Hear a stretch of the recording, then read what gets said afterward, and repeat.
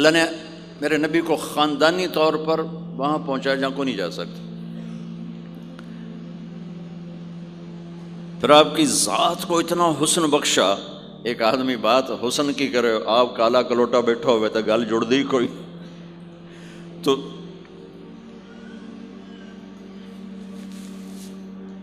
آپ تشریف لے جا رہے تھے ہجرت کر کے، تو راستے میں ایک رابغ ایک جگہ آتی ہے، وہاں بھوک لگی، پیاس لگی، وہ کھانے کا سامان تھا نہیں، تو ایک بڑھیا عورت کا خیمہ دیکھا. وہاں پہنچے تو کہا ماں جی کچھ کھانے کو ملے گا؟ میں نے کہا بیٹا قحط کا زمانہ ہے، کچھ نہیں ہے.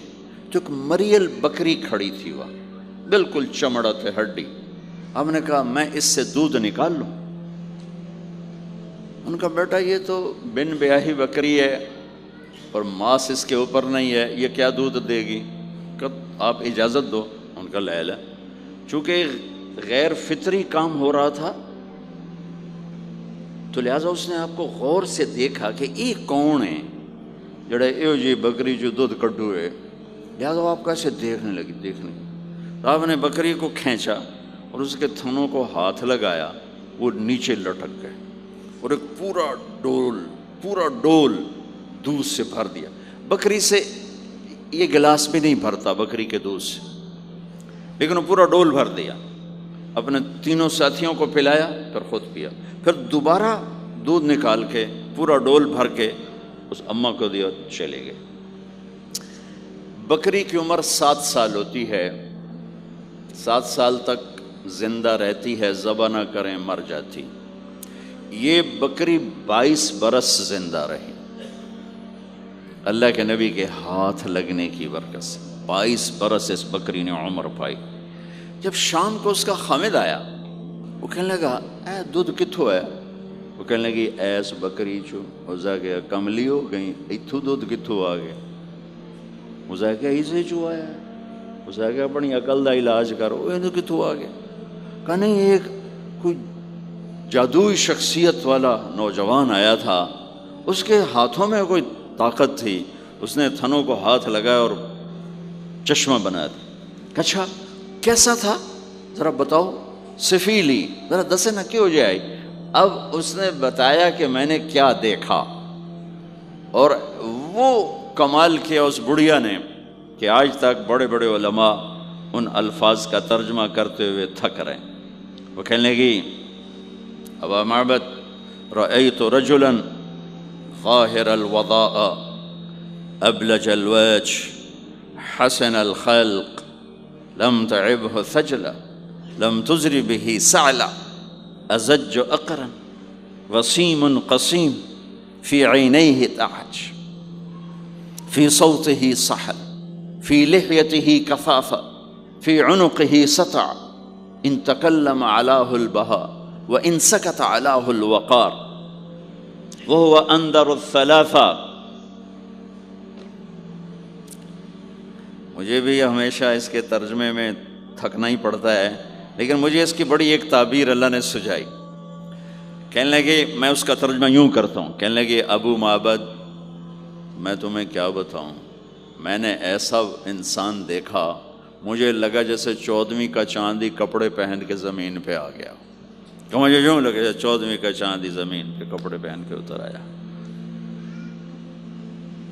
کیا حسن تھا، کیا جمال تھا، کیا خوبصورت بھویں تھیں، کیسا ماتھا چوڑا تھا، آنکھیں کیسی حسین تھیں.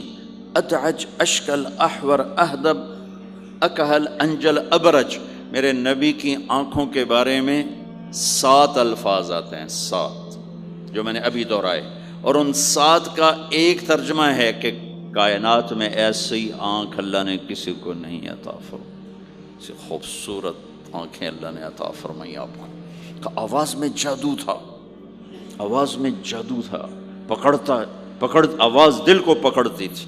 گردن لمبی خوبصورت تھی، چہرہ 14ویں کے چاند کی طرح چمکتا تھا، اور براق الثنایا، دانت ایسے خوبصورت تھے، مسکراتے تھے تو دانتوں سے نور نکلتا دکھائی دیتا تھا، جب بولتے تھے تو نور چھا جاتا تھا. چپ ہوتے تھے وقار چھا جاتا تھا، خوبصورت سیاہ کالے بال تھے، نیم گھنگریالے بال تھے، پیٹ نہیں نکلا ہوا تھا، بال نہیں اڑے ہوئے تھے، سیدھا وجود تھا، سیدھا۔ کتنے ہمارے معاشرے کے لوگ ہیں، آپ سجے پاسے بیٹھے ہوں جن پیٹ کھبے پاسے گئے ہوں، پیٹ کھبے پاسے ہوں آپ سجے پاسے ہوں۔ تو اللہ نے کھانا حلال حرام بند کیا ہے، حلال کھاؤ، حلال کا بھی طریقہ سکھایا کہ ماں بنتے نہ کھاؤ، بندہ بنتے کھاؤ، اتنا نہ کھاؤ کہ چربیاں چڑھ جائیں، زیادہ کھانا انسانیت نہیں، کم کھانا انسانیت۔ بیچ میں بات آگے کہہ رہا ہوں، میرے نبی نے کہا سب سے بدترین برتن جسے انسان بھرتا ہے اس کا پیٹ ہے، سب سے بدترین برتن جسے انسان بھرتا ہے اس کا پیٹ ہے۔ اور اگر تم نے کھانا ہی ہے اور تم کہتے ہو نہیں میں نے کھانا ہی ہے، تو 3 حصے کرو، ایک غذا کے لیے، ایک پانی کے لیے اور ایک ہوا کے لیے، ایک حصہ چھوڑو، ساری زندگی بیماری نہیں آئے گی۔ لیکن یہاں تک کھانے کے بعد پھر ڈاکٹروں کی چاندی نہیں ہوگی تو اور کیا ہوگا؟ جب تک یہ بیکریاں ہیں، یہ کولڈ ڈرنکس ہیں اور یہ فاسٹ فوڈز ہیں، صحت مند کوئی نہیں ہوگا۔ بھوکے رہنے میں اللہ نے صحت رکھی، کھا کھا کے تباہی پھیر دیتے۔ میٹھا کھانے سے شوگر نہیں ہو رہی، زیادہ کھانے سے شوگر ہو رہی، دبا کے کھانے سے شوگر ہو رہی۔ اللہ میرے نبی نے کھانے کا طریقہ بھی بتایا، کھانے کی چیزیں بھی بتائیں، کھانے کا طریقہ بھی بتایا، کھانے کے آداب بھی بتائے۔ کہنے لگی 2 لفظ جو دنیا میں کسی انسان کے لیے استعمال نہیں ہوئے، میں نے آخر میں چھوڑ دیا۔ کہنے لگی ابو معبد، میں جب اس کو دیکھتی تھی نا تو میرے دیکھنے کی طلب اور بڑھ جاتی تھی، پھر جب دیکھتی تھی طلب اور بڑھ جاتی تھی۔ وہ جب تک کھڑے رہے میری آنکھ نہیں بھری۔ وسیم وسیم وسیم۔ ابو معبد میں جدھر سے دیکھتی تھی حسن ان کا غلام تھا، ہاتھ جوڑ کے کھڑا تھا۔ قسیم قسیم قسیم اسے کہتے ہیں جس کو چاروں طرف سے حسن و جمال نے گھیرا ہوا ہو، اور وسیم اسے کہتے ہیں جس کو دیکھ کے نہ دل بھرے نہ آنکھ بھرے۔ دنیا کا ہر حسن تھوڑی دیر دیکھنے کے بعد خوبصورتی ختم، کشش ختم۔ ایک ہستی کائنات میں آئی ہے میرے اور آپ کا نبی، جن کو جتنا دیکھا جاتا تھا دیکھنے کا شوق بڑھتا تھا۔ ام عائشہ بیٹھی کپڑا سی رہی تھی، سوئی گر گئی، تھوڑا سا اندھیرا نظر نہیں آ رہی۔ ہمارے نبی کمرے میں انٹر ہوئے تو آپ کے چہرے کے نور سے سوئی چمکنے لگی تو آپ نے سوئی کو اٹھایا ہے۔ یہ میرے نبی کا ظاہر ہے جو اللہ نے اتنا خوبصورت کر کے بنایا۔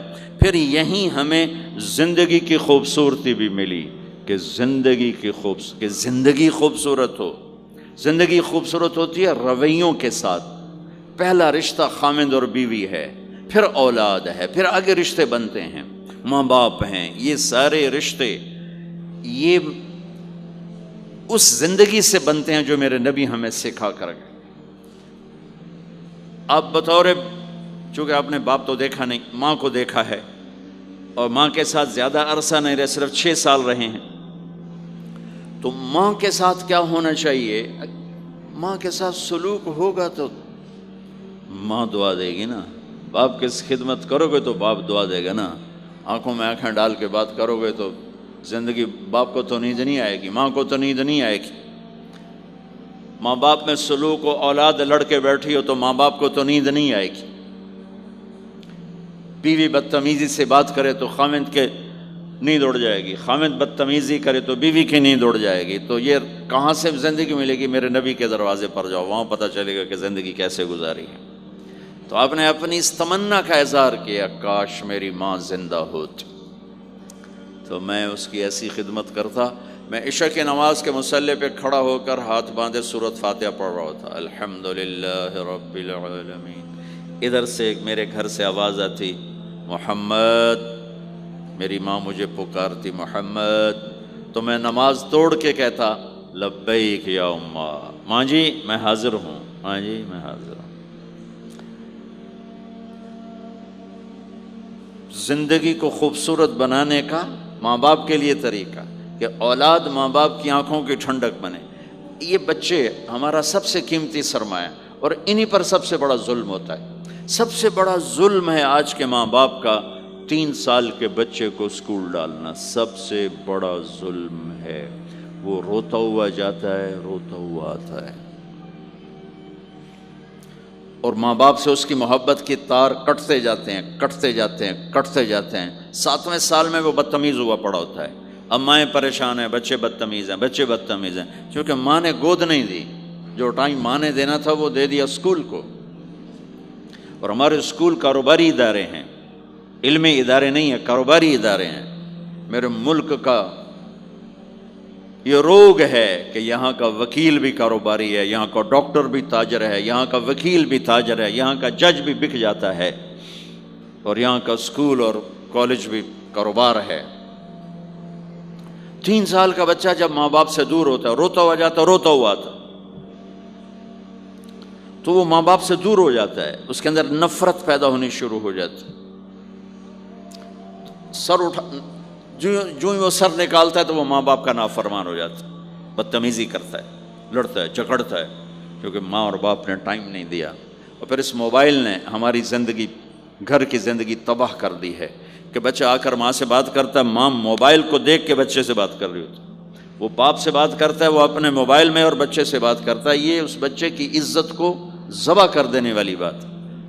آنکھ سے آنکھ ملانا عزت دینا ہے. میرے نبی پاک صلی اللہ تعالی علیہ وسلم کی طرف جب کوئی آپ کو بلاتا نا، یا رسول اللہ آپ سے، تو مثلا یہ ہماری مجلس ہے، ادھر بھی لوگ ہیں، ادھر بھی لوگ ہیں. اب مجھے کوئی ادھر سے بلائے تو میری تو اتنی گردن مڑے گی، کوئی ادھر سے بلائے میری اتنی گردن مڑے گی. لیکن میرے نبی پاک صلی اللہ علیہ وسلم کو ادھر سے جب کوئی آواز دیتا یا رسول اللہ، تو اب یوں نہیں کرتے تھے، ہاں جی دسو کی گل ہے. اب پورا یوں کرتے تھے ایسے. بولو میرے بھائی کیا بات ہے، سبحان اللہ. آپ کو ادھر سے کوئی بلاتا یا رسول اللہ، تب ایسے نہیں کرتے تھے، ہاں جی بولو. اب پورا ایسے مڑ کر پھر فرماتے، جی فرمائیے کیا بات. اب عام لوگوں کے ساتھ یہ فرماتے تھے. ہم تو اپنی اولاد کے ساتھ یہ نہیں کرتے، بیوی خامند کے ساتھ یہ نہیں کرتے، خامند بیوی کے ساتھ یہ نہیں کرتے.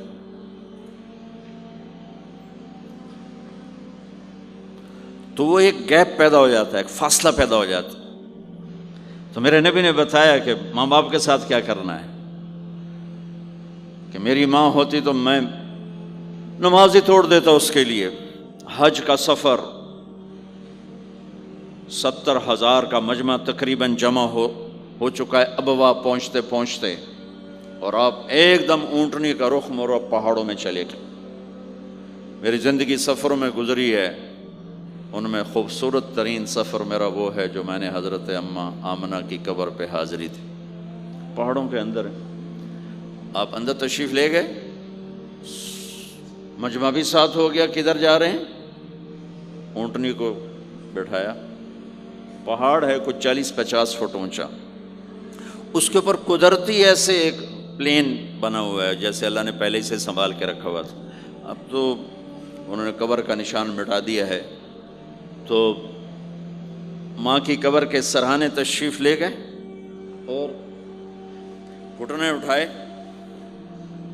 ہاتھ یہاں رکھے اور سر گھٹنوں میں دیا ایسے.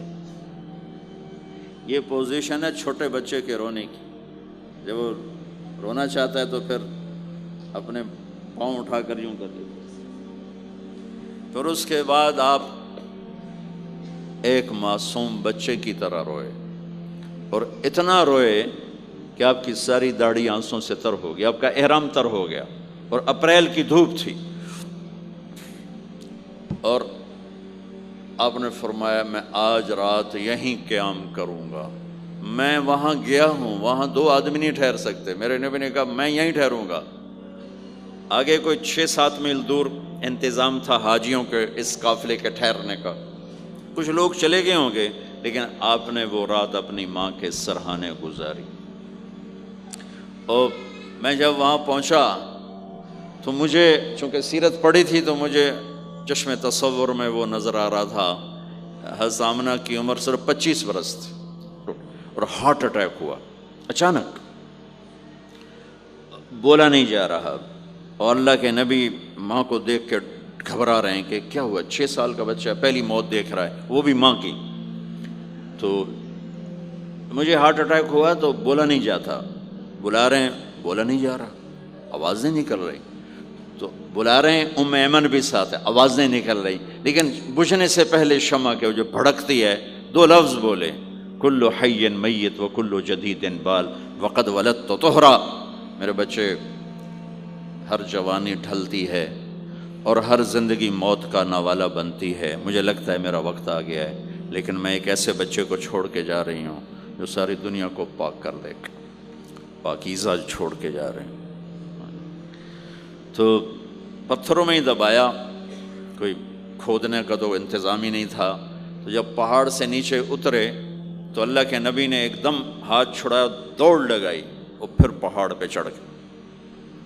تو ام ایمن آپ کی ماں ہیں، دودھ پلا، 8 عورتوں نے میرے نبی کو دودھ پلا، ان میں ایک ام ایمن بھی۔ وہ جب پیچھے گئیں تو ایسا منظر تھا جس کو دیکھ کر شاید زمین بھی رو رہی ہوگی اور آسمان بھی اور ابوا کے پہاڑ بھی۔ آپ ماں کی قبر پر ایسے لپٹے ہوئے اپنے سینے کو پتھروں کے ساتھ اور یوں دونوں ہاتھوں سے پتھر لیے ہوئے تھے۔ جب آپ ام ایمن قریب آئیں تو آپ سنا تو آپ فرما رہے تھے، ماں جی آپ کے سوا تو میرا کوئی نہ تھا، آپ بھی مجھے چھوڑ کے چلی گئیں، میرے لیے اب کس کی گود ہے؟ تو ام ایمن رضی اللہ عنہ نے اٹھانا چاہ کے، بیٹا اٹھو، تو آپ نے انکار کر دیا، تو میں نے کھینچ کے نیچے لائیں اور زبردستی لائیں اور اونٹنی پر بٹھایا، اور آگے 2 راتوں کا سفر تھا، وہ سب میرے نبی کے خاموش آنسوؤں سے آپ کا گریبان تر ہوتا گیا، اور آگے نہ کوئی خالہ ہے، نہ کوئی اور آسرا ہے، نہ باپ ہے، باپ اور ماں ہی بڑا سہارا ہوتے ہیں۔ دادا نے کفالت میں لیا 8 سال کی عمر میں، ان کا بھی اللہ نے ان کو بھی اپنے پاس بلا لیا۔ تو وہ سارا منظر میرے سامنے گھوم رہا تھا، اوپر سے سورج ڈوبنے والا تھا، تو عجیب کیفیات تھے، وہ میں بیان نہیں کر سکتا ہوں کہ اللہ کی قسم اگر آپ اور میں زندگی کو خوبصورت بنانا چاہتے ہیں تو اپنے نبی کی زندگی کو سیکھنا ہوگا، ان بچوں کو سکھانا ہوگا۔ ہم نے کوئی کاروباری کام نہیں کیا ہے کہ ہم اسے کوئی کاروبار کر رہے ہیں، کوئی پیسہ کما رہے ہیں، حاشا وکلا، حاشا وکلا۔ ہماری یہ نسل، ان کے ساتھ کاروبار کر رہا ہوں کہ یہ پروان چڑھیں اپنے نبی کی محبت کے ساتھ، یہ پروان چڑھیں اپنے حبیب کے نقش قدم پر چلنے کے ساتھ۔ ان کے اندر اللہ، اس کے نبی کی محبت، ہر بچے بچی کے اندر اللہ نے اپنے اور اپنے حبیب کی چپ ڈال دی، اس کو نکالا نہیں جا سکتا۔ میں اس کو ایکٹیویٹ کرنا چاہتا ہوں کہ اللہ کرے ان کے جذبے اللہ کے نبی کے ساتھ جڑ جائیں، پھر ماننا آسان ہو جاتا، پھر اطاعت آسان ہو جاتی۔ جب محبت نہیں ہوتی تو اطاعت نہیں آتی۔ تو میرے بھائی بہنوں، زندگی کی خوبصورتی کا تعلق میرے نبی والے خوبصورت اخلاق کے ساتھ۔ پھر آپ نے بیویوں کے ساتھ کیا سلوک کیا؟ 2 مہینے چولہا نہیں جلتا، 2 مہینے کھانے کو کچھ نہیں ملتا، اور ہر بیگم قربان ہے، فدا ہے۔ 2 مہینے جس عورت کے گھر میں چولہا نہ جلے وہ خامند کا کیا حشر کرے گی؟ اور میرے نبی کے گھر میں 2 مہینے چولہا نہیں جل رہا ہے، خود بھی بھوک برداشت کر رہے ہیں، بیگمات بھی بھوک برداشت کر رہے ہیں۔ ایک رات حضرت عائشہ کے ساتھ لیٹے ہوئے تھے ایک ہی چارپائی پر، تو آپ کبھی یوں کروڑ بدلتے، کبھی یوں کروڑ بدلتے، پھر ایک دم آگے بڑھے اور چارپائی کی لکڑی کے اوپر ایسے پیٹ کو ٹیک کر نیچے جھک گئے۔ تو عائشہ اٹھ کے بیٹھ گئے، یا رسول اللہ کیا ہوا؟ آپ سیدھے ہو کر فرمایا، عائشہ بھوک بڑی لگی۔ جس کے ہاتھ میں جنت کی چابی ہو، جو میرے نبی کا، میرے اللہ کا محبوب اور حبیب ہو، جس سے پردے ہٹا کر میرا رب کلام کر چکا ہو، جسے قاب قوسین او ادنا کا مقام دے چکا ہو، اور جس سے آگے مقام محمود پر بٹھانے والا ہو، اور جس کی شفاعت سے جنت کا دروازہ کھلنے والا ہو۔ عائشہ بھوک بڑی لگی تو عائشہ رونے لگی کہ یا رسول اللہ آپ اللہ سے بات کیوں نہیں کرتے ہیں؟ کہ نہیں عائشہ، اسی بھوک میں اللہ سے ملوں گا، مجھ سے پہلے جو نبی میرے ساتھی تھے وہ بھی اسی طرح چلے گئے، میں بھی ایسے ہی چلا جاؤں گا۔ اور اس کے باوجود بیویاں قربان ہو رہی ہیں، فدا ہو رہی ہیں۔ کس چیز نے باندھا ہوا تھا؟ میرے نبی کے سلوک نے، میرے نبی کے اخلاق نے۔ اللہ کی قسم، میرے نبی کی شادیاں شوق کی شادیاں نہیں تھیں۔ ایک حدیث سناتا ہوں، ما تزوجت وما زوجت الا بوحی من السماء نزل به جبریل۔ سن لو لوگو، میں نے جہاں شادی کی، میں نے جہاں بیٹی دی، پہلے آسمان سے وحی آئی، جبریل لے کر آئے، پھر میں نے شادی کی۔ تو یہ شوق کی شادیاں نہیں ہیں، زندگی سکھانے کی شادیاں ہیں، کیونکہ سب سے مشکل رشتہ خامند اور بیوی ہے، سب سے مشکل رشتہ خامند اور بیوی ہے۔ اس وقت طلاقیں کیوں بڑھ رہی ہیں؟ ایک تو یہ ہماری یہ جو فاسٹ فوڈ ہے، اس نے ہمارے اندر جو ایک نیچرل سسٹم تھا اسے ڈسٹرب کر دیا ہے، تو غصہ بڑھ گیا ہے، برداشت گھٹ گئی ہے، چھوٹی چھوٹی باتوں پہ گھر اجڑ رہے ہیں، گھر اجڑ رہے ہیں۔ پہلے یورپ میں سنتے تھے، اب یہاں پاکستان آج شادی ہوتی چوتھے دن طلاق ہو رہی ہوتی۔ میں وہاں بیان کے لیے نکل رہا تھا مانچسٹر، تو میرے ساتھ جو گاڑی چلا رہا تھا، میں نے پوچھا آپ کیا کرتے ہو؟ لاہور کا تھا۔ کہا جی میں وکیل ہوں۔ میں نے کہا یہاں کوئی جھوٹے کیس ہوتے ہیں جیسے پاکستان میں؟ کہا جی نہیں، یہاں جھوٹا کیس کوئی نہیں ہوتا، جو بھی ہوتا ہے جینون ہوتا ہے۔ میں نے کہا یہاں مسلمانوں کے لڑائی جھگڑے آتے ہیں؟ کہا جی ہاں جی آتے ہیں۔ میں نے کہا سب سے زیادہ کیا جھگڑے آتے ہیں؟ کہا جی سب سے زیادہ طلاق کے آتے ہیں، طلاق طلاق طلاق طلاق۔ کہ نہیں سیکھا، زندگی برداشت کا نام ہے، برداشت کرنا سیکھا نہیں۔ میرے نبی نے 11 شادیاں کی، ہر قسم کی عورت کے ساتھ شادی کی، خاندان کے اندر، برادری کے اندر، اور خاندان برادری سے باہر۔ یہی 3 نسبتیں ہیں۔ اپنے خاندان میں قریش، تو آپ کی کئی بیگمات قریش، حضرت عائشہ، حضرت حفصہ، حضرت زینب، حضرت ام حبیبہ، یہ سب قریش ہیں۔ قریش سے باہر حضرت میمونہ، حضرت جویریہ، یہ قریش سے باہر ہے، برادری۔ پھر برادری سے بھی باہر شادی کی، یہود، حضرت صفیہ یہودی کی بیٹی ہیں، ان کے ساتھ شادی کی۔ ہر نسل سے شادی کی، اوپر والے کا نظام ہے۔ اپنے سے مالدار حضرت خدیجہ، اپنے برابر ام سلمہ، ام حبیبہ، اپنے سے کم فخر میں جویریہ، صفیہ، اپنے سے غربت کے ساتھ نہیں۔ عمر سے بڑی کے ساتھ شادی کی، حضرت خدیجہ۔ ہم عمر کے ساتھ شادی کی، حضرت سودا۔ عمر سے کم سے شادی کی، حضرت عائشہ۔ بیوہ سے شادی کی، حضرت خدیجہ۔ مطلقہ سے شادی کی، حضرت زینب۔ کماری سے شادی کی، حضرت عائشہ۔ جتنی بھی نسبتیں کسی عورت کی بن سکتی ہیں، ان سب میں اللہ نے آپ کو استعمال کر کے زندگی گزارنے کا طریقہ سکھایا۔ تیز مزاج کے ساتھ شادی کی، حضرت حفصہ رضی اللہ تعالیٰ عنہ، مزاج میں تیزی تھی۔ حضرت عمر رضی اللہ تعالیٰ عنہ کی بیٹی، مزاج میں شدت تھی، زندگی گزار کے دکھایا۔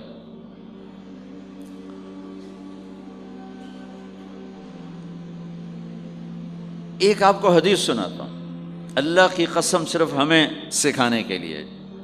جس ہستی نے اللہ کو آنکھوں سے دیکھ لیا ہو، اس کے لیے عورت کیا چیز ہے، دنیا کیا چیز ہے۔ میرے نبی کا معراج کے بعد دنیا میں واپس آنا سب سے بڑا مجاہدہ اور قربانی ہے۔ جنت میں اللہ ہمیں نصیب کر، جب اللہ کا دیدار ہوگا تو اس کے بعد اللہ کی قسم جنت والوں کو جنت بھول جائے، عورتوں کو خامد بھول جائیں گے، خامدوں کو بیویاں بھول جائیں گی، اور جنت کی ہر نعمت بھول جائے گی، صرف اللہ کو دیکھنے میں گم ہو جائیں گے۔ اور میرے نبی اپنی آنکھوں سے اللہ کو دیکھ کر آئے ہیں، ٹھیک ہو گیا۔ اب ایک حدیث سنو، عائشہ مجھے جب سے پتہ چلا ہے نا کہ تو جنت میں میری بیوی ہے، تو میرے لیے تو مرنا ہی آسان ہو گیا ہے۔ اللہ اکبر۔ یا عائش انہ لیہون علی ان اریتک زوجتی فی الجنہ، میرے رب کی قسم ہمیں آپ کو سمجھانے کے لیے، ہمیں آپ کو بتانے، عائشہ مجھے جب سے پتہ چلا ہے نا کہ تو جنت میں میری بیوی ہے، مجھے تو مرنا اچھا لگنے لگا ہے، مجھے تو مرنا اچھا لگنے لگا ہے کہ تو جنت میں میری بیوی ہے۔ سبحان اللہ۔ ادھر اچھا جی جنت بھی یہی لبنی ہے جی، یہ جنت جا کے بھی یہ نال ہی رہنا ہے، یہاں یہ باتیں سننے کو ملتی۔ اور میرا نبی کہہ رہا ہے عائشہ مجھے پتہ چلا ہے کہ تو جنت میں میری بیوی ہے، تو میرے لیے تو مرنا ہی آسان ہو گیا۔ سبحان اللہ، کیا خوبصورت، اللہ کی قسم یہ دلداری تھی۔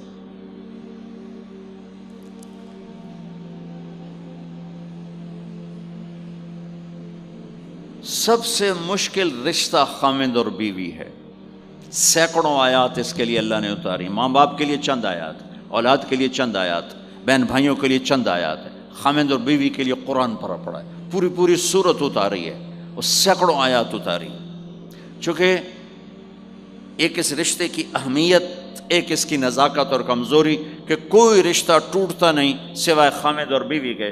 میں ماں کا بیٹا ہوں، باپ کا بیٹا ہوں، اچھا ہوں یا برا ہوں، انہی کا ہوں،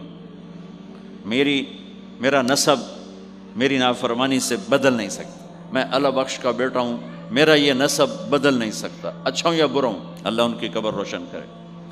خاوند اور بیوی کا رشتہ ایک بول پہ ٹوٹ جاتا ہے، ایک بول پہ ٹوٹ جاتا ہے، اس لیے اس کو بچانے کے لیے آیات آیات آیات، اور میرے نبی کی شادیاں کہ کس طرح ایک گھر کو لے کے چلتے ہیں، کس طرح ہر مزاج کی عورت کے ساتھ سلوک کرتے ہیں۔ جہاد کا سفر، کاروباری سفر نہیں، میرے نبی کا، اور چلنے لگے، اعلان ہوا کوچ کرو، سب نے سواریاں کس لیں، سامان کس لیا، یوں چلنے کا حکم ہو رہا ہے، اور حضرت عائشہ رضی اللہ نے اپنا یوں دیکھا، اونٹنی پہ بیٹھ گئی تھیں، ہار کوئی نہیں، یا رسول اللہ میرا تو ہار کوئی نہیں، میرا ہار گم ہو گیا ہے، میرا ہار تلاش کریں ہم پھر چلیں گے۔ تو میرے نبی کہتے تو وڈی آئی نواب زادی، میں جہاد تے بہ جانا تینوں ہار دی پائے گی، چل اگو لگ۔ میرے نبی نے کہا چلو بھائی عائشہ کا ہار تلاش کرو۔ اللہ کی قسم میں جب یہ واقعات پڑھتا ہوں یا سناتا ہوں میں خود حیرت میں ڈوبا ہوتا ہوں کہ کیا کر دیا میرے نبی نے، جہاد کا سفر، اور میرے نبی کا ہار تلاش کرو بھائی، اب سارے ہار تلاش کر رہے ہیں۔ کچھ دن چھپ گیا اور ہار کی تلاش تو بند ہو گئی اور سفر بھی بند، چونکہ اندھیرے میں کہاں جائیں گے، اور آپ کے ماتھے پہ شکن، عائشہ تیری وجہ سے ساری مصیبت ہے، اللہ دے بندی تو ہار دے مگر پہ گئی، کیڑی گل اللہ ہار دی، ایک لفظ نہیں فرمایا، سارے قافلے نے قیام کیا۔ عشاء تک تو پانی تھا وضو کا، پانی ختم ہو گیا، عشاء مغرب عشاء پڑی کٹھی تو پانی ختم ہو گیا، اب پانی ختم ہو گیا تو فجر کی نماز آ رہی ہے، پانی کوئی نہیں ہے، تو سارے صحابہ نے ابو بکر پہ چڑھائی کی، ویکھے تیری دھی تے مگر ساڑے نال کی بنی، ہن اسی نماز کی میں پڑھنی ہے، پانی تو ہے نہیں تے وضو کی میں کرنا ہے۔ ابو بکر کو غصہ چڑھا، اس ایک دم، وہ تو باپ تھے، وہ گھس گئے خیمے میں، آگے دیکھا تو اللہ کے نبی اما عائشہ کی گود میں سر رکھ کے سوئے ہوئے تھے، اور اماں جی ایسے بیٹھی تھی، آپ کو سارا دیکھ رہی ہوں، اب بولیں تو خطرہ ہے آنکھ کھل جائے گی، اور غصہ بھی چڑھا ہوا ہے، باپ بھی ہیں، تو اب مجھے دیکھو کیا کر رہے تھے۔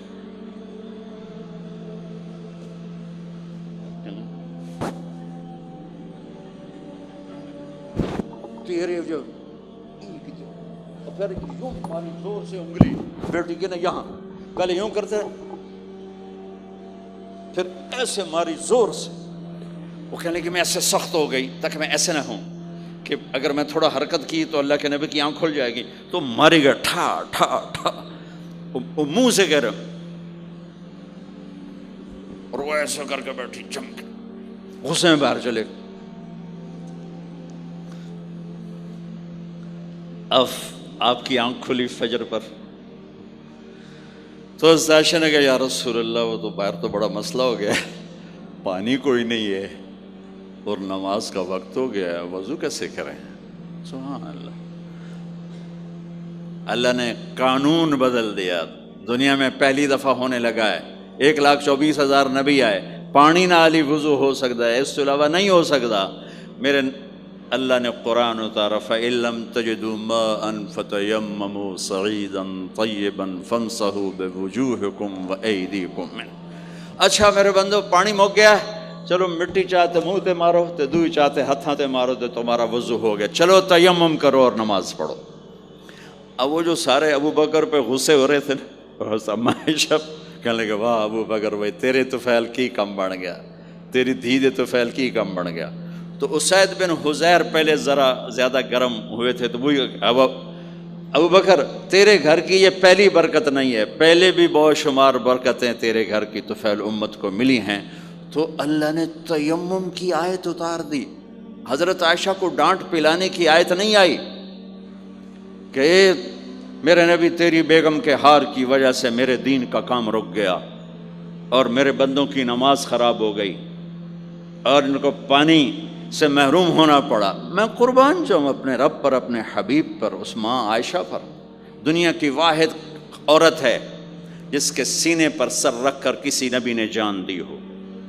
1,24,000 نبیوں میں سے کوئی نہیں ہے جس کا سر بیگم کے سینے اور ٹھوڑی کے درمیان ہو اور اس کی جان اللہ نے نکالی ہو۔ واحد میرے آپ کے مات فی سحری و نحری، سحری و نحری، سحری و، کہ میرے چونکہ آپ ایسے بیٹھے تھی اور حبیب پاک آپ کے سینے پر یوں دراز تھے، نیم دراز اس طرح، اور آپ کا سر مبارک ٹھوڑی کے ساتھ لگ رہا تھا، ٹھوڑی کے ساتھ یہ جگہ یہاں لگ رہی تھی اور باقی یہاں تھی، آپ اس طرح۔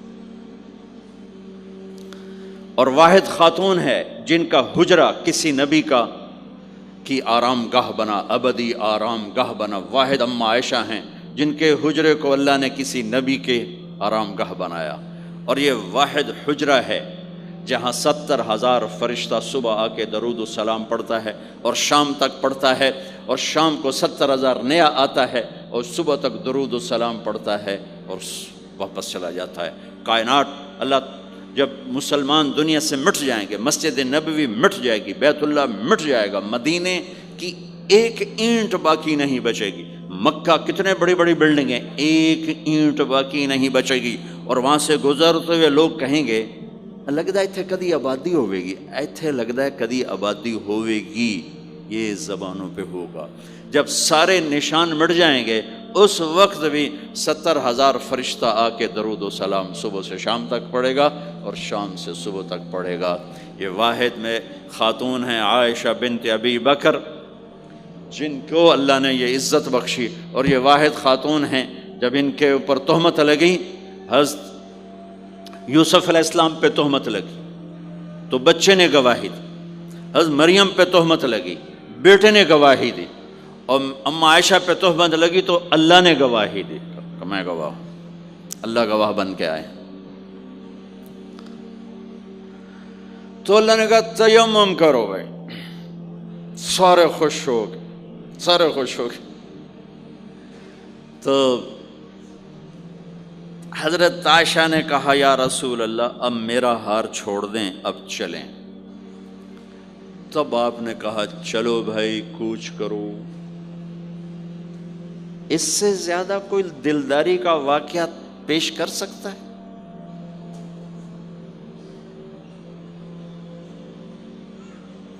سبحان۔ اور جب اونٹنی کو اٹھایا گیا، وہ ہار کا دھاگا ٹوٹا اور پھسل کے اونٹنی کے نیچے چلا گیا، وہ سارے کھبے سجے ویندے رہ گئے، ہار نیچے پڑا تھا۔ جب اونٹنی کو اٹھایا تو ہار نیچے سے نکلا، تو صاحب نے کہا لے بھی عائشہ اے تیرا ہار بھی لب گیا۔ یہ دلداری ہے میرے نبی کی، یہ ہمیں سکھایا۔ کہیں عورتوں کی بدتمیزی بھی انتہا کو پہنچی ہوتی ہے اور وہ اپنے گھر اجاڑ دیتی ہیں اپنی زبان کی شدت کی وجہ سے، اپنی بد اخلاقی کی وجہ سے۔ لیکن کوئی زیادہ معاملہ مردوں کی طرف سے خراب ہوتا ہے تو شریعت نے بھی اس کو زیادہ بیان کیا اور میرے نبی نے بھی اس کو اجاگر کیا۔ اور میرے نبی کی آخری تقریر، آخری خطبہ حجۃ الوداع کا، صرف ایک رشتے کو بیان کیا، صرف ایک رشتے کو بیان۔ ہم کتنے رشتوں میں جکڑے ہوئے ہیں، ماں باپ، بہن بھائی، چاچا تایا، خالہ خالو، دادا دادی، نانا نانی، ساس بہو، کتنے ہم رشتوں میں جکڑے ہوئے ہیں۔ میرے نبی نے صرف ایک رشتے کا حق بیان کیا، استوصوا بالنساء خیرا، میں تمہیں تمہاری بیویوں کے بارے میں وصیت کر رہا ہوں، ان کے ساتھ اچھا سلوک کرنا۔ صرف ایک رشتے کو بیان فرمایا، چونکہ یہ بنیادی رشتہ ہے، یہاں سے خاندان بنتا ہے۔ جب یہ ٹوٹ جاتا ہے اور ہمارا جوائنٹ فیملی سسٹم ہے تو کہیں ساس توڑ رہی ہے، کہیں سسر توڑ رہا ہے، کہیں نندیں توڑ رہی ہیں، کہیں خود خامد اپنی بے وقوفی کی وجہ سے توڑ رہا ہے، کہیں بیوی اپنی حماقت کی وجہ سے اس رشتے کو توڑ رہی ہے۔ ایک عورت آئی، ایک لڑکی آئی، یا رسول اللہ میری شادی ہونے لگی، میرے خامد کا کیا حق ہے میرے اوپر؟ دونوں طرف کی میرے نبی نے زندگی سکھائی۔ میرے نبی نے فرمایا تیرے خامد کے جسم پہ پھوڑے نکل آئیں، پھوڑوں میں گندا پانی جمع ہو جائے، پیپ جمع ہو جائے، اور تو زبان سے چاٹ چاٹ کے اس کے زخموں کو دھوئے، تو بھی تو نے اپنے خامد کا حق ادا نہیں کیا ہے۔ دوسرا، لائف کو بیلنس کیا میرے نبی نے کہ ایک گھر کیسے چلتا ہے اور کس طرح خوبصورت بنتا ہے، وہ میرے نبی کے اخلاق ہیں۔ آپ سب سے ایک بات کرتا ہوں، برداشت کرنا سیکھ لیں، زندگی خوبصورت ہو جائے۔ صرف سارے اخلاق کو میں جمع کروں ایک لفظ میں، برداشت، اور اس کو شریعت میں صبر۔ صبر کرنا سیکھ لیں، زندگی خوبصورت ہو جائے گی۔ بچیاں ساس کی شکایت کر رہی ہوتی ہیں، کبھی خامند کی شکایت کر رہی ہوتی ہیں، کبھی اولاد ماں باپ کی شکایت کر رہی ہوتی ہے، کبھی اولاد ماں باپ کی شکایت کر رہے ہوتے ہیں۔ شکایتوں سے جہان بھرا پڑا ہے۔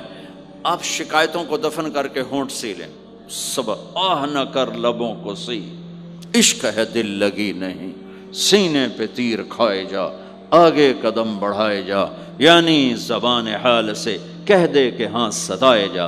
جو ستاتا ہے چپ ہو جاؤ، جو ستاتا ہے چپ ہو جاؤ۔ اللہ کی قسم آپ ایسی طاقت بنو گے کہ پہاڑ بھی راستہ دیں گے۔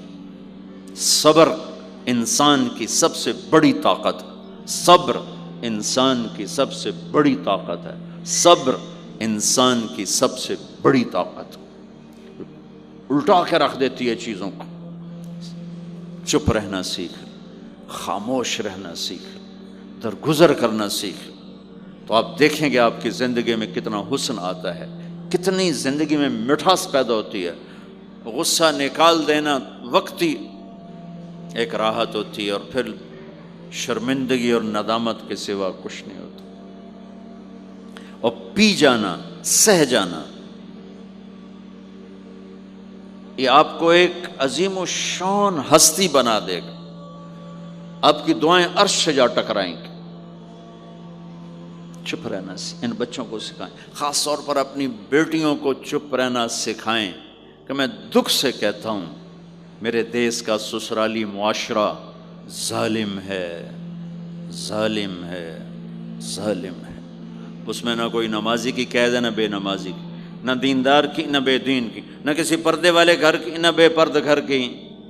سسرالی معاشرہ بہت ظالم ہے، بہت ظالم۔ جوائنٹ فیملی سسٹم عذاب بن چکا ہے، عذاب۔ پہلے ایک رحمت تھی یہ کہ سب کو اپنے حقوق حدود کا پتہ تھا، اب کسی کی زندگی میں دخل دینا یہ ہمارے اخلاق بن چکے ہیں، تو ہم اپنی زندگیوں کو خراب کر چکے ہیں، برباد کر چکے ہیں۔ پھر اولاد کے ساتھ کیا کرنا ہے؟ میرے نبی نے حسن حسین کے ساتھ 7 سال گزارے، حسین کے ساتھ 6 سال، حسن کے ساتھ 7 سال علیہم السلام رضی اللہ عنہما۔ 7 سال میں بچہ سمجھدار ہوتا ہے۔ ایک نصیحت نہیں کی، ایک نصیحت، 7 سال ایک نصیحت نہیں پائیں گے آپ۔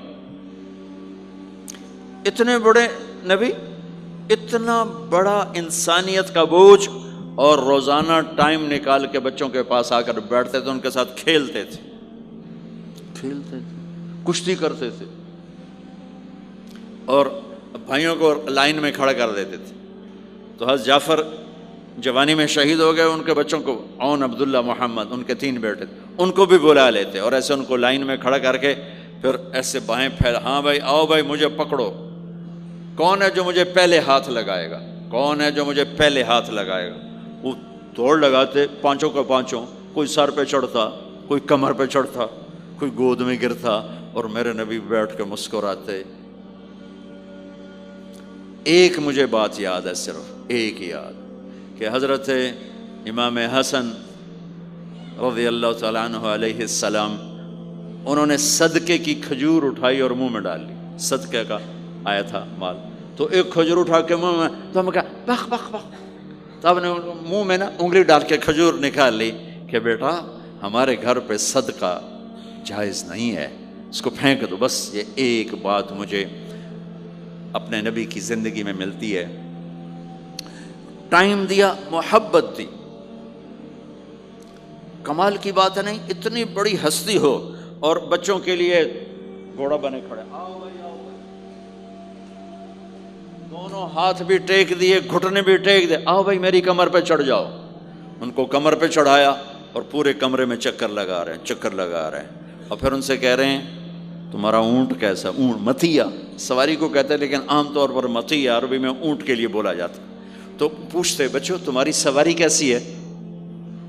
پھر دونوں بھائیوں کو اتار دیتے اور نواسی حضرت زینب ان کو اٹھاتے اور اپنی کمر پہ بٹھا کر کمرے میں چکر لگا رہے ہیں، چکر لگا رہے ہیں، چکر لگا رہے ہیں۔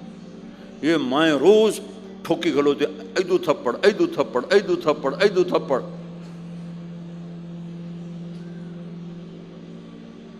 ساری مائیں سکول ماسٹر بنی ہوئی ہیں، بس ٹھوکی جاؤ، ڈنڈے ماری جاؤ، بس ایسی بے وقوف ہیں کہ جتنی محنت یہ کھانے پر کرتے، اپنے کپڑے کو سجانے پر کرتے، اس کا 100واں حصہ بچوں پہ کریں، ان کے بچے جنید بغدادی بن جائیں۔ ایک سکول کے حوالے کیا 3 سال کی عمر، پھر ٹیوٹر کے آتے، ٹیوٹر کے حوالے، اکیڈمیوں کے حوالے، پوچھو تو پوتر ان کے روبوٹ ان کدی یہیں بھجے جاندے، ان کدی یہیں بھجے جاندے، ان کدی یہیں بھجے جاندے۔ اے آیا کہ بی آیا؟ اے بی سانو آپ برباد کیتا ہے۔ آہا، اور سنو، چلو یہ تو گھر کی بات ہے نا۔ ایک دفعہ حسن حسین کی کشتی کرواتے تھے، آؤ بھائی کشتی کرو بھائی۔ ایک دن کا واقعہ نہیں، یہ آئے دن کا واقعہ ہے، لیکن ایک واقعہ کہ حسن حسین کی کشتی ہو رہی، حسین چھوٹے تھے، حسن بڑے تھے، تو حسن دبا رہے ہوں گے حسین کو، تو آپ حضرت حسین کو شاباش شاباش حسین، ای ہے حسین، ای حسین، یعنی حسین زور لا، حسین زور لا، شاباش شاباش۔ اماں بول پڑی، فاطمہ جنت کی سردار، یا رسول اللہ آپ ساری شاباش حسین کو دیے جا رہے ہیں، حسن کو نہیں دے رہے۔ ہم نے کہا فاطمہ یہ جبریل میرے پاس کھڑا ہوا ہے، یہ بھی حسین کو شاباش دے رہا ہے، تو اس کے پیچھے میں بھی حسین کو شاباش دے رہا ہوں۔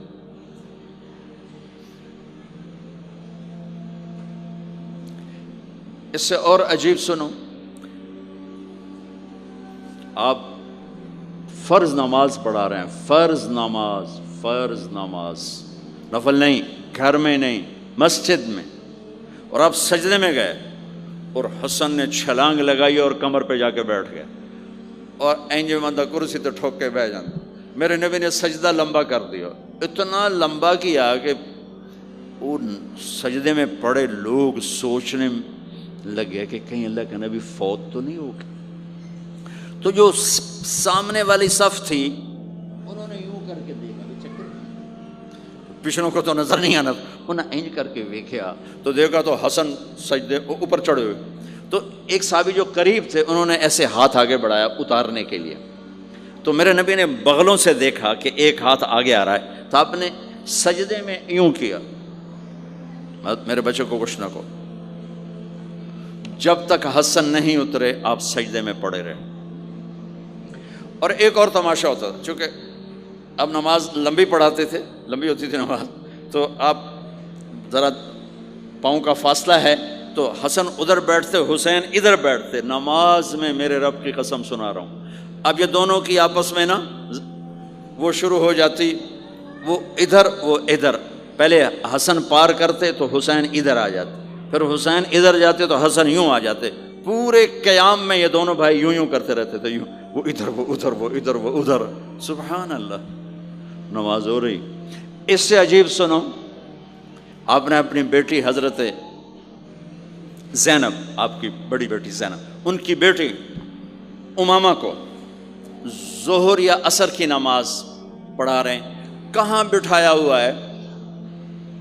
میں پہلے بیان کرتا ہوں یہاں بٹھایا ہوا ہے علی یدہ، لیکن میں نے اب چند دن پہلے حدیث پڑھی، یہاں نہیں بٹھایا، یہاں نہیں بٹھایا، یہاں بٹھایا ہوا تھا، یہاں کندھے پر بٹھایا ہوا تھا، یہاں علی عاتقہ، اس کو عاتق کہتے ہیں، اور نماز پڑھا رہے تھے۔ جب آپ رکوع میں جانے لگے تو یہاں سے پکڑا اور آرام سے اس کو ساتھ بٹھایا، پھر رکوع کیا، قومہ کیا، سجدہ کیا، سجدے سے جب اٹھے تو پھر امامہ کو اٹھا کر کندھے پہ بٹھا کے پھر نماز شروع کر دی۔ 4 رکعتاں میرے نبی انج پڑھائیاں کہ نواسی یہاں بیٹھی ہوئی ہے صرف زندگی سکھانے کے لیے، صرف زندگی سکھانے کے لیے۔ بچوں کو پیار اتنا دو کہ وہ آپ پہ قربان ہوں، ڈنڈا، سوٹا، تھپڑ، بدتمیزی، ڈانٹ ڈپٹ، یہ دوریاں پیدا کر دیتی۔ بہت چھوٹی عمر میں نے سگریٹ پینے شروع کر دی، کچھ 7-8 سال کی عمر میں نے سگریٹ پینے شروع کر دی۔ گاؤں میں تھے تو کوئی ماحول تو تھا نہیں، تو گھر والوں کو پتہ چل گیا، تو اب مجھے سگریٹ سے روکنے کے لیے سمجھایا جا رہا ہے۔ جی کیسے سمجھایا جا رہا ہے؟ میری ماں نے میرا منہ کھولا نہیں کر کے، تو میرے ماسی نے چمٹا نپے تے وچ انگارا ہے تو این کر ٹھوکاں تیرے منہ وچ، ٹھوکاں تیرے منہ وچ۔ یہ مجھے سگریٹ سے روکا جا رہا۔ جی مجھے منظر نہیں بھولتا، میری ماں نے دونوں ہاتھوں سے میرے جبڑے یوں کھینچے اور میری ماسی نے انگارا چمٹے میں ڈال کر پاما تیرے منہ وچ، پاما تیرے منہ وچ، پینے گا سگریٹ؟ او میں نہیں پیندا، او میں نہیں پیندا۔ ٹھیک، باہر نکل کر میں نے پہلا کام سگریٹ سلگایا، اور میرے چھوٹے بھائی نے دیکھ لیا میری مصیبت تیرمیاں، وہ مجھ سے بھی 2 سال چھوٹا، 5 سال تھا، میں 7 سال اور 5 سال، میں کہتا میری شکایت لاوے گا، میں کہا تلی تلی دیا میں نے سگریٹ اس کے منہ میں لگا، تو بھی پی میں بھی پینا، تاکہ میری شکایت نہ لگائے۔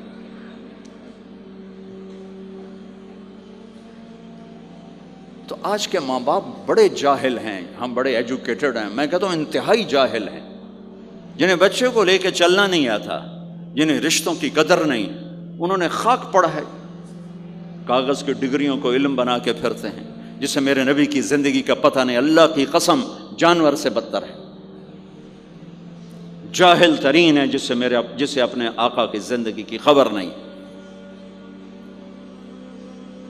حضرت حسن آپ کے پیٹ پر بیٹھے ہوئے ہیں، آپ ان کے ساتھ کھیل رہے ہیں، اچانک حسن نے پیشاب شروع کر دیا، مجھے یاد نہیں، میرے بچے بچیاں ماشاءاللہ، میں نے ان کو اٹھایا ہوا تھا اور مجھے پیشاب محسوس ہوا تو میں نے اسے بیٹھے رہنے دیا ہو، مجھے یاد، میں اسی وقت پیچھے یا منجی تے سٹے یا ہیٹھاں سٹے پیشاب اتنے کرتا بلو جائے نہیں۔ ٹھیک، میرے نبی پاک صلی اللہ علیہ وسلم کے نواسے حسن آپ کے پیٹ پر بیٹھے تھے، پیٹ ننگا تھا، تو آپ ان کے ساتھ کھیل رہے تھے تو انہیں پیشاب شروع کر دیا۔ میرے نبی ایسے بے حس و حرکت ہو کہ کہیں بچے میری حرکت سے بچے کا پیشاب نہ رک جائے، تو آپ ایسے ہو گئے، تو پورا پیشاب کیا اور آپ ہلے نہیں۔ جب وہ پیشاب سے فارغ ہوئے پھر آپ اٹھے اور بچے کو الگ بٹھا کر اپنے جسم پہ پانی ڈال کے اپنے آپ کو صاف کر کے تو آگے دوبارہ ان کے ساتھ کھیلنا شروع کر دیا۔ میں آپ کو اپنی نبی کی وہ زندگی بتا رہا ہوں جس کو اپنانے سے میری زندگی بھی خوبصورت ہو جائے گی، آپ کی بھی۔ ہم فخر سے کہتے ہیں ہمارے نبی نے چاند کے 2 ٹکڑے کر دیے، معراج پہ آسمان چیر کے چلے گئے، یہ بہت بڑے معجزات ہیں، لیکن میرے نبی کا سب سے بڑا معجزہ ہے کہ ہمیں ایک خوبصورت زندگی سکھا کر گئے۔ آپ کے اخلاق، میرے نبی کے اخلاق میرے نبی کا سب سے بڑا معجزہ ہے۔ حسن کو آگے بٹھایا ہوا تھا رضی اللہ عنہ علیہم السلام، تو ان کو ایسے زبان دکھاتے، حسن کو تھا تو حسن اس کو پکڑنے کی کوشش کر، جب ایسے ہاتھ مارتے تو آپ زبان منہ میں کر، اچھا وہ ہنس پڑتے، بچہ ہنس پڑتا، تو پھر اس کے بعد آپ یوں کرتے، تو پھر حسن آگے ہاتھ مارتے، پھر آپ زبان منہ میں کر لیتے، پھر وہ کرتے ہنستے، پھر آپ چپ ہو جاتے۔ کتنی دیر آپ حسن کے ساتھ یہ کھیل کھیلتے رہے۔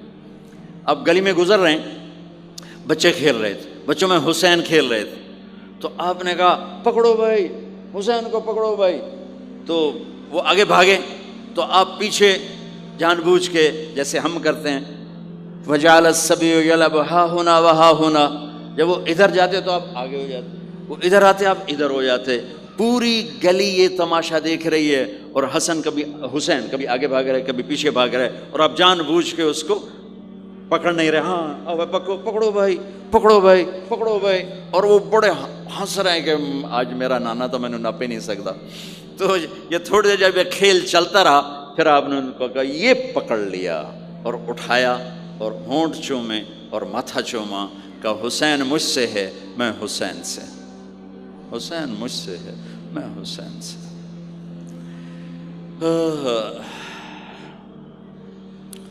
میرے بھائی بہنوں عزیزو،